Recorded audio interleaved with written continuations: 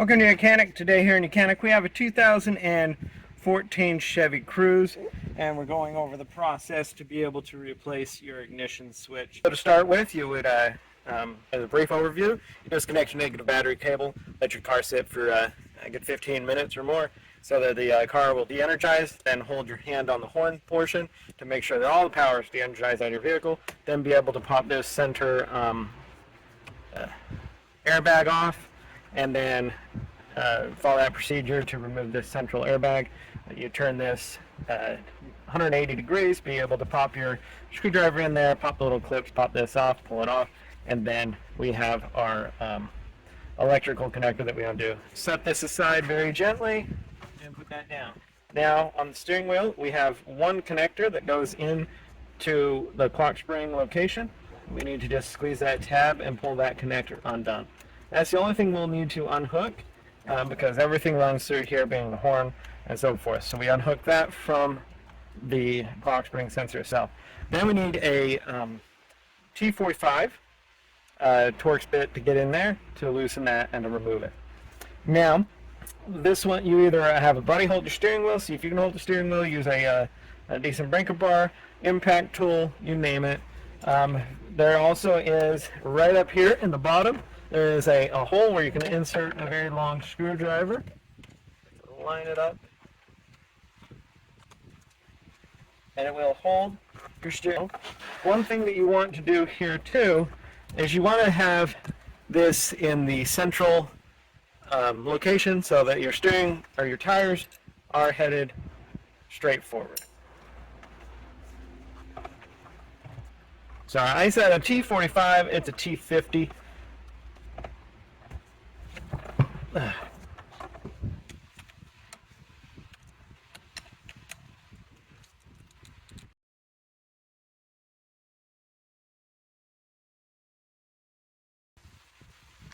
Alright, so I tried it with the pin up in there.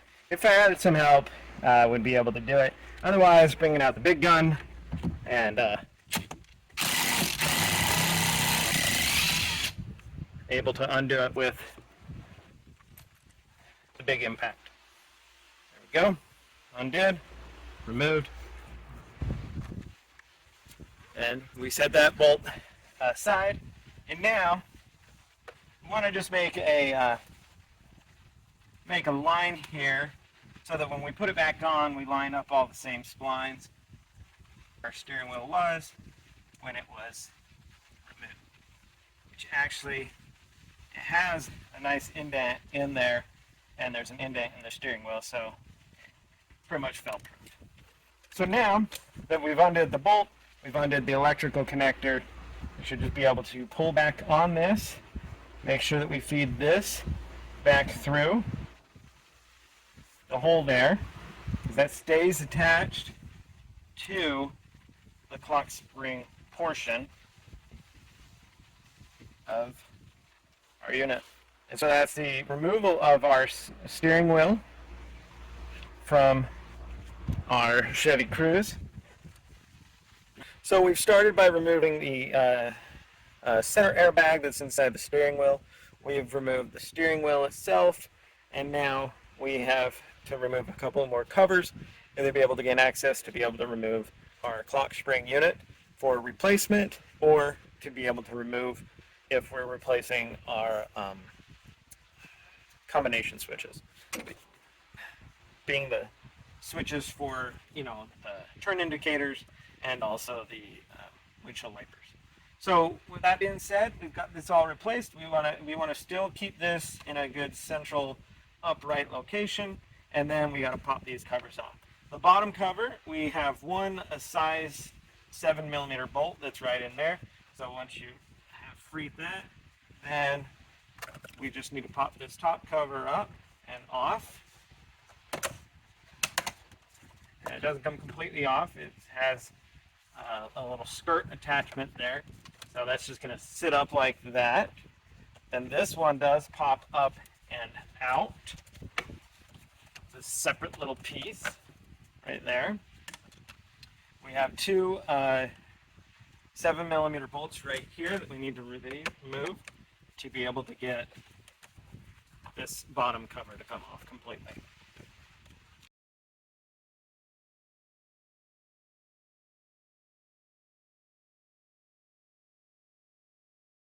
Right, now we can drop this out and remove that and set that aside. We have an electric connection down here in the bottom that comes into the clock spring. We have 4 little screws to remove, and then we'll be able to pull this clock spring unit out, and we have some electric connections to remove up at the top. All right, so removal of the clock spring, right? Got to this point. We have 4 small screws to come around and remove. Those were just a P1 screw, and remove those, set those aside. We have an electric connector down here at the bottom, and we have 2 up here up at the top. And so the one at the bottom is a bit tricky to get undone. So you're going to need a very small screwdriver or a small pick tool right down here in the middle. We're going to just insert it in there while pulling down on the connector. There's a central tab up in there.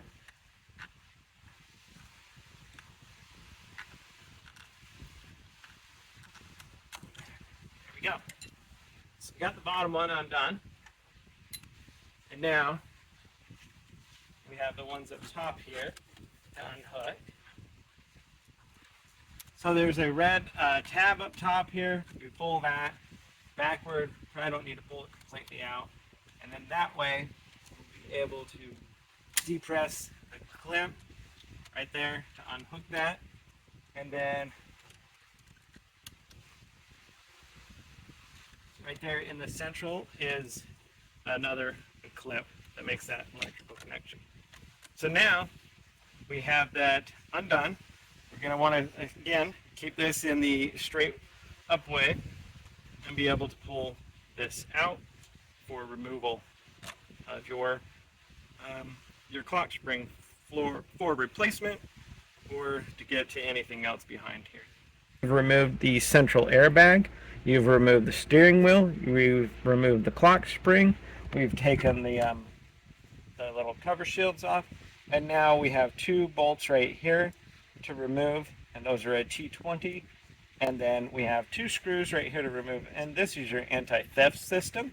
And so we're going to remove these 2 screws and let that drop down, and then we'll be able to pull and remove this out, as well as undo the electrical connectors.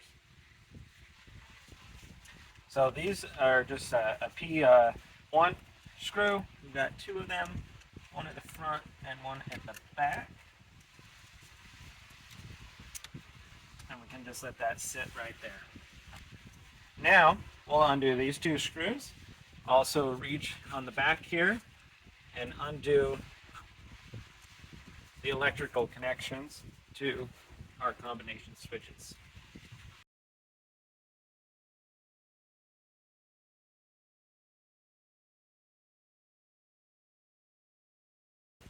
So all the electric is unhooked from here and out of the way.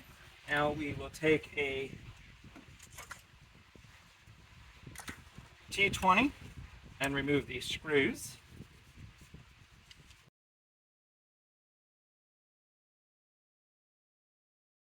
And then be able to just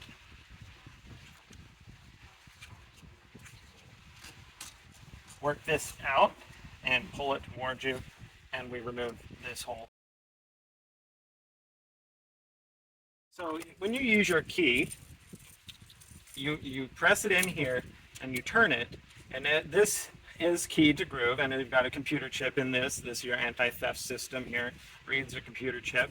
But this has a shaft that comes down and turns a little module on the back of this door lock, or the lock cylinder here, right? And so then when you turn it, it will start the vehicle. But this little component on the back can go bad every now and then. Not very often, but it can. And so this is a very simple part to replace if needs be. If you have to replace the lock cylinder here, you'll need to, if you have to replace all of this lock cylinder, you have to drill out and remove this bolt over here and remove that. But also, you'll need to make sure, you'll have to do programming of sorts with systems to be able to match the new key with its fob to the security device that's on your vehicle. Just so you know. All right, so, but if the key still works and still functions to be able to start and, or not start the car, but still will turn the lock cylinder, all you need to do is replace this back piece if we're getting no ignition to start the vehicle. And we've gone through every test that we possibly can, via whether our starter's good or anything in like that. Okay, so back here are 2 screws and 1 electrical connector on the back of this cylinder here. And so we have, and they are a T20. You have one that's up here on the top. Now, if, we have a lot of this stuff removed. You wouldn't have to remove everything. It just becomes, it should just be a bit tighter in here. And then we have the electric connector on the bottom, which has a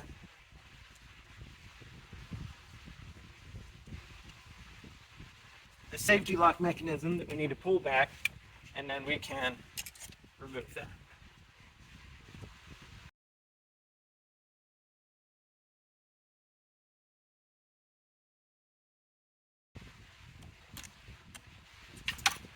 There we go, got the safety lock pulled back, remove that, and then be able to get back in here and remove the other screw.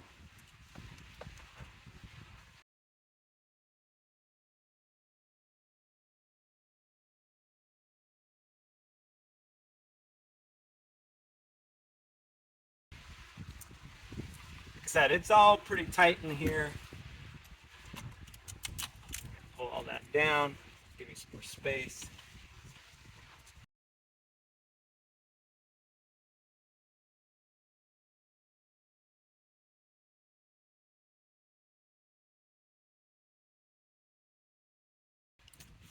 So that's the removal of the little switch here that goes and starts your car. And so when you turn this, it turns. And when you turn the key, it has the shaft that goes through here and turns this and operates to be able to start your car. It communicates with this computer system and all types of stuff and gives it permission for your vehicle to start. This can be replaced with no problem with coding. But if you do need to replace the anti-theft system, you'll need to have things coded so that the computer chips match. But if you need to replace this, it's fairly easy. Like I said, there's a lot of stuff missing at the moment. Just it does make it a little bit easier to do that, and it's not too hard to remove all this. But you can do it without removing everything. It's just tighter situations.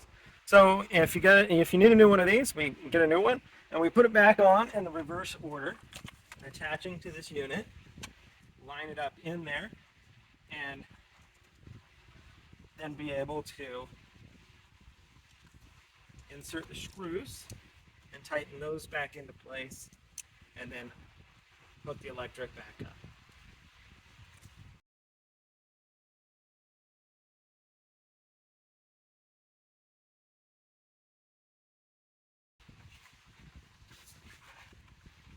Right, so we have the top one.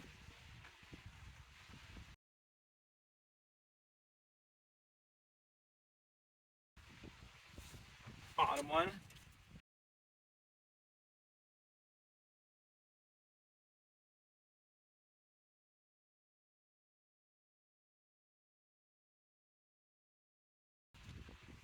Go. It's tight. Now we'll want to run all, if you pull the electric down, we want to run that all back up to go to the top, or when we put the other components back on, and then plug in the connector to that switch, put the safety lock back in there, and that would be, and then this is a little electronic actuator that actuates when you turn the key off. When the electric's in there, it will allow you to turn the key completely off to be able to pull it out. So that would be the replacement of that switch on the back if you need to replace that because your vehicle won't start and you've come to the diagnosis that that's all that needs to be replaced. And we are going to go over the process to be able to reinstall our bracket that holds our combination switches. So we just take our bracket, we just need to line it up. It has a tab that centrally lines up over here, and we just press it in. We have 2 bolts that we install, and we have the 2 electrical connectors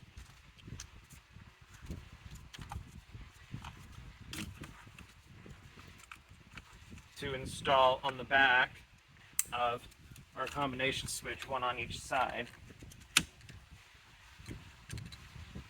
And that's just line them up, snap them into place, install our 2 T20 screws here.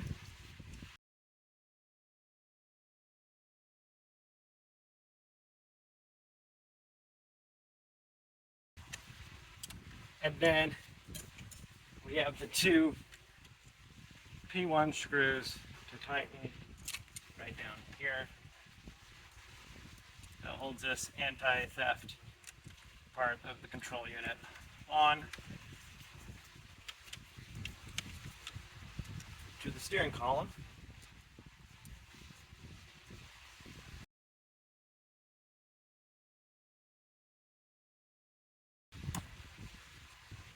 All right. So that's the install of that bracket. So we have our clock spring right here. We make sure that we still have our yellow portion of that in the sight glass, straight up and down. We have the 1 connector that's going to connect down here, and we have the 2 connectors up top, and we're going to line this up and put this onto the bracket here. Now we want to make sure that we didn't move this. If we bought a brand new one, that it's in the center. It can only turn so many revolutions to the right, so many revolutions to the left. So if we had this off by 1 revolution, then when you install it and install your steering wheel and you go to turn to the left, you'll break the ribbon tape in here and mess up your airbag system, and then have to replace this again and have your SRS module sent in for repair.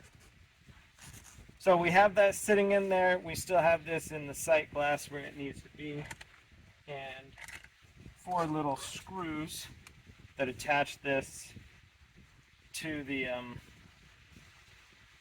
bracket there.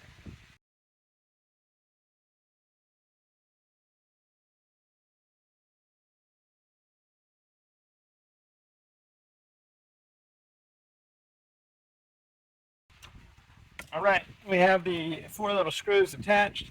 We have the electric connections on the back to connect in. That one, we just press. Press until we make sure it locked in.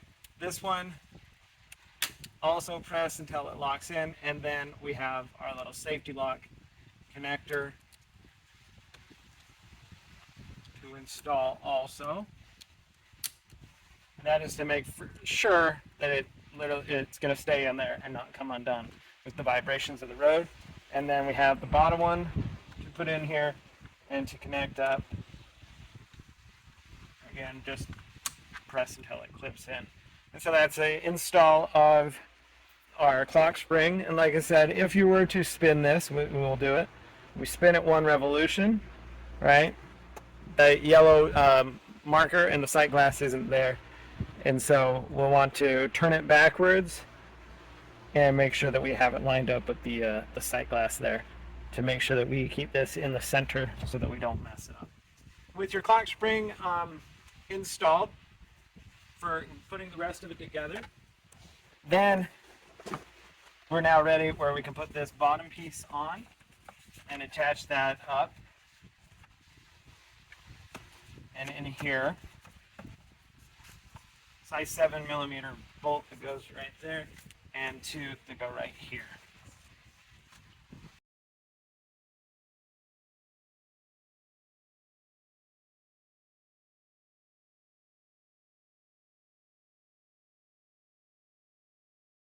Right, we got those 2 bolts are tightened and installed. Now we have this portion to put up over here the steering. Well, it's not steering, but it's what goes over the lock system. Clamshell that back together. There we go. It's all clamshell snapped together. And then we have our top one. Clamp down. Lock that back into place.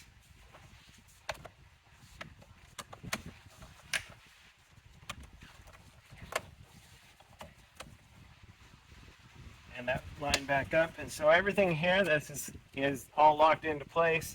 Now we can go ahead and put our steering wheel back on, lining the lines up. And this one's actually pretty nice. It has some solid splines, so you can't really have this off. It's already set that it can only go really one direction. But we still want to make sure that we keep it in the straight central location. We're going to need to feed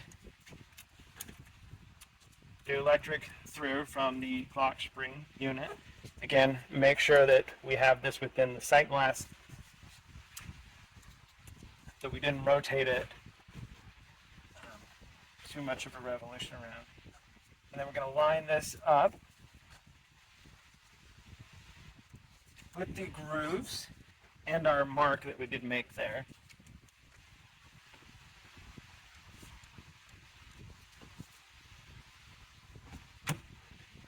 Be able to install that. And then there is a little tab here and other things that keep that clock spring aligned where it needs to be. And now we have our one electric connection here. It goes into the clock spring and we can connect that. Then we install our large 50 bolt here and tighten that up.